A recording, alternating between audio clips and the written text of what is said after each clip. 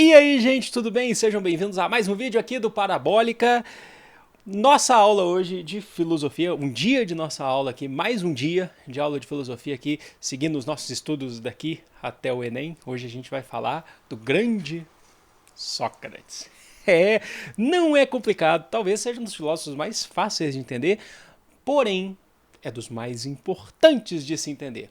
Antes, eu já queria convidar vocês a me seguirem nas redes sociais, se inscrever no canal se não for inscrito, curtir esse vídeo no final se ele for servir de alguma ajuda para vocês. Lembrando também que eu tenho a minha plataforma de estudos em História, o extensivo Enem 2017 está aberto, né, para as matrículas. O começo da aula é dia 1º de fevereiro, agora de 2018, se você estiver vendo esse vídeo antes do 1º de fevereiro de 2018. Tá muito bacana, a gente vai ter exercícios, vai ter simulados, a gente tem mapas mentais que eu estou fazendo exclusivamente para quem quiser estudar fundo história, videoaulas do jeito que vocês conhecem, logicamente, e a gente vai ter também muitas baterias de exercício. Pra vocês terem noção, ontem mesmo selecionei para um módulo 80 questões só sobre Grécia, dos vestibulares mais concorridos do Brasil. O link está aqui na descrição se vocês quiserem conhecer a plataforma, se vocês quiserem dar uma olhada ali como é que funciona, né? Algumas explicações. O curso ainda não está aberto necessariamente, mas ele vai estar agora nos próximos dias, ok? Vamos começar a nossa aula sobre Sócrates. Eu falei na outra aula sobre os filósofos pré-socráticos. Eu falei, por que é tão importante entender o que vem antes de Sócrates e o que vem com Sócrates? Basicamente é o assunto, ou o foco do filósofo. Os outros filósofos, os pré-socráticos, eles são considerados, vocês lembram disso? Os filósofos da natureza. E está tocando uma música maravilhosa aqui, está passando um carro de som na porta de sua casa. Aproveite, hein? Vamos lá. Tem um pelo aqui. Dá pra ouvir isso aí? Eu não sei. Eu fico... É sempre assim, é impressionante. Mas tudo bem. Eu tô animado pra caramba, tá, gente? 15 bolas de sorvete por apenas R$10? Tchau, gente. 2000 anos depois. Não é pra tanto, né? Deixa eu ver só se eu voltei pro foco. Voltei pro foco. Ok, até me perdi. Vocês têm noção do tempo que demorou? O cara parou na porta de casa do sorvete. Só faltava ir lá, né? Reclamei com o cara, fui lá, falei da janela pro cara. Só faltava ir lá comprar um sorvete ainda. Seria ótimo, né? Porque esse calor que tá.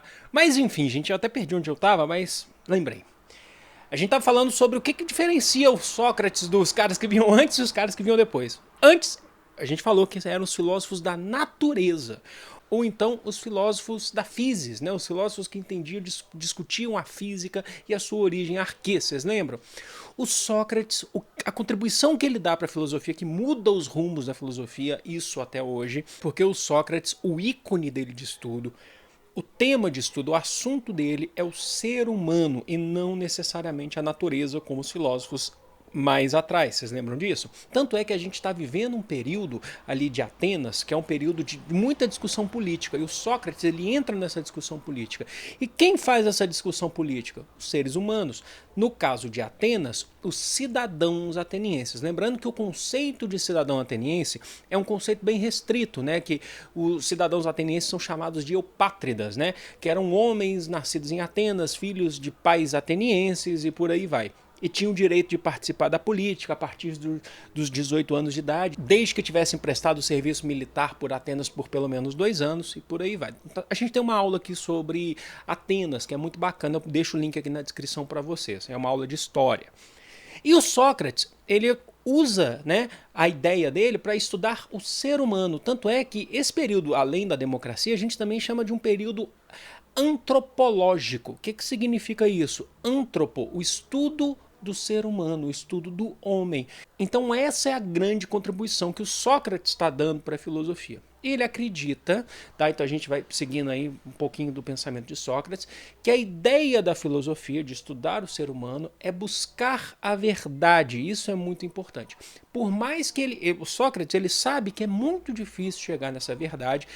Para chegar na verdade, a gente depende de fatores muito subjetivos, mas é muito difícil chegar nesta verdade. Mas a gente tem que buscá-la, entenderam?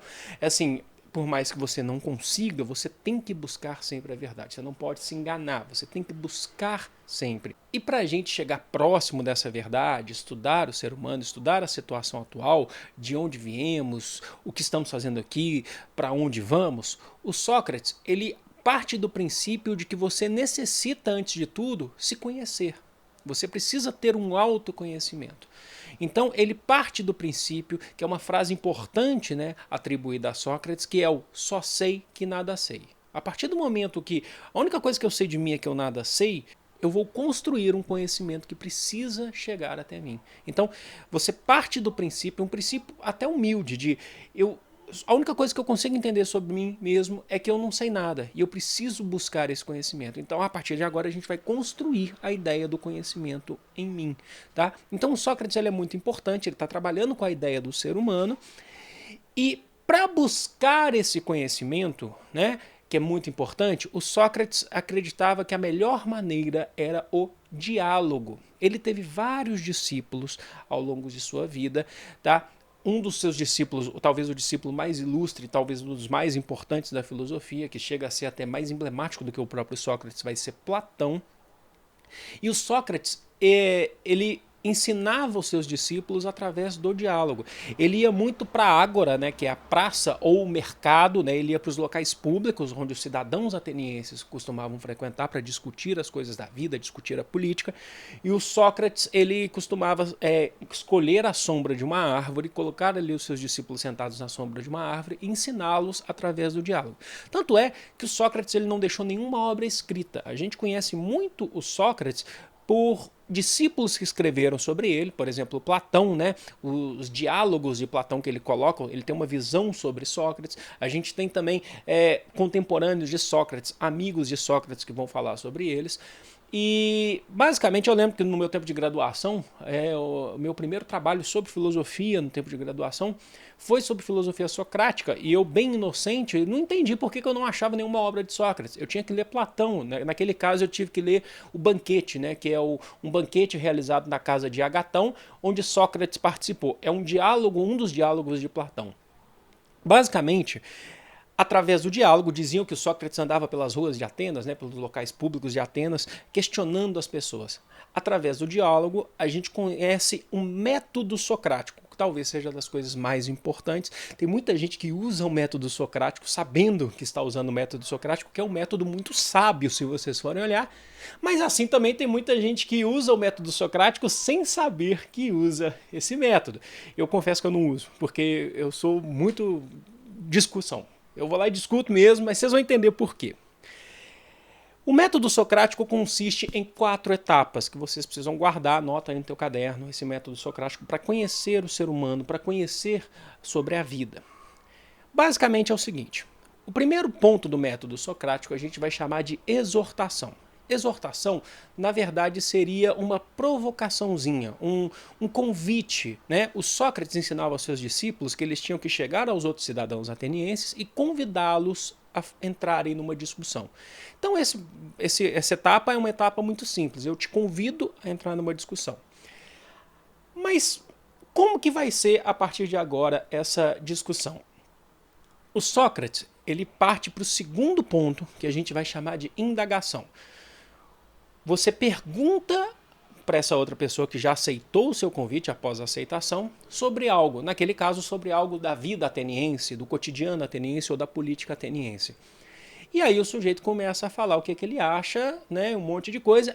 E aí é um ponto muito importante do Sócrates, que ele consegue fazer bem uma diferenciação que é muito importante, inclusive para os dias atuais, tá? Prestem bem atenção, inclusive, isso que pode servir para uma redação, para uma futura redação para vocês, quando vocês quiserem ter um referencial na filosofia. A ideia de que o Sócrates ele diferencia muito bem o que é opinião e o que é conhecimento. Porque opinião todos têm. Mas será que todos têm o conhecimento para embasar essa opinião? Né? Então, o Sócrates, ele falava, você tem que indagar a pessoa, ela vai dar a opinião dela, vai falar tudo, mas será que ela está com esse conhecimento todo? Então, inicialmente, no método socrático, você convida, exortação, e você indaga.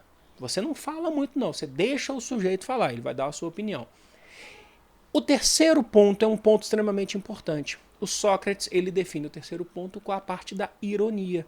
Ele consegue pegar as contradições na fala do sujeito que deu milhares de opiniões, isso é o que mais tem hoje em dia, né? A gente dando opinião de tudo aí, sem embasar necessariamente conhecimento. Todo mundo faz isso, eu também de vez em quando faço isso, a gente só tem que tomar muito cuidado com isso, né? E aí ele começa a ironizar. Ele começa a falar, mas será que foi isso mesmo? Porque não tá desse jeito, né? Pá, que não sei das contas. Ele pega o ponto central da opinião do sujeito e começa a ironizar. E a partir desse momento, tá, gente? Esse ponto não é para fazer acabar com o sujeito. Ah, eu destruí a opinião dele, passou um caminhão que destruiu também minha aula. Mas esse ponto não é para o Sócrates falar assim, para depois ir lá e postar no Facebook ou no Twitter, né? Falar assim, haha, acabei com ele, né? Porque hoje em dia, uma das palavras que está mais na moda aí é tipo assim, eu refutei a tua ideia. Mas por que refutou? Sabe, tem que ter um objetivo para isso. Então o Sócrates, ele coloca pra gente muito bem essa ideia de que essa ironia é para tentar chegar num algo a mais. A gente está buscando conhecimento. Lembra? O melhor método que Sócrates identifica de buscar o conhecimento, de correr atrás dessa verdade, é através desse diálogo. Essa ironia tem um sentido. Porque no quarto ponto, a gente vai chamar de maiêutica. Maiêutica, se vocês forem olhar a definição literal, significa dar à luz. Basicamente é parto. E dar à luz ao quê? Surgiu um conhecimento daquele que convidou, né, que iniciou o método socrático, e talvez também daquele que aceitou, né? Se ele vier com o peito aberto, ele entendeu que de repente brotou um novo conhecimento através da exortação, do convite, através da indagação, das perguntas, através da ironia, e depois surgiu, deu à luz um conhecimento. Então, o método socrático é um método muito sábio, é um método muito inteligente para se chegar a um conhecimento. E o Sócrates, ele realizava esse método, né? Ele ensinava os seus discípulos a buscar esse conhecimento sobre a vida na Grécia Antiga, sobre a vida em Atenas, sobre a política, sobre o cotidiano, para indagar as coisas, partindo do princípio, lembre-se sempre de que você tem que colocar na posição de que você não sabe nada, que você está aqui para aprender. Então é um método muito sábio, é um método que funcionou muito ali para os discípulos de Sócrates, porque outros discípulos vão pegar muitas coisas desse método e vão aprofundar mais ainda. No final, gente, o Sócrates ele acabou sendo acusado de ser um criminoso por conta desse método. Ele foi acusado de ser um criminoso por corromper a juventude ateniense, os cidadãos atenienses. Porque nesse período de efervescência política, né, que a gente está falando aqui, lembrem-se, a democracia ateniense, que é uma democracia participativa, para os cidadãos e dos cidadãos, é bem restrita, porque os cidadãos são homens naquele conceito que eu falei para vocês, nascidos em Atenas, então a gente não tem estrangeiros como cidadãos, a gente não tem as mulheres como cidadãos, os escravos não são cidadãos.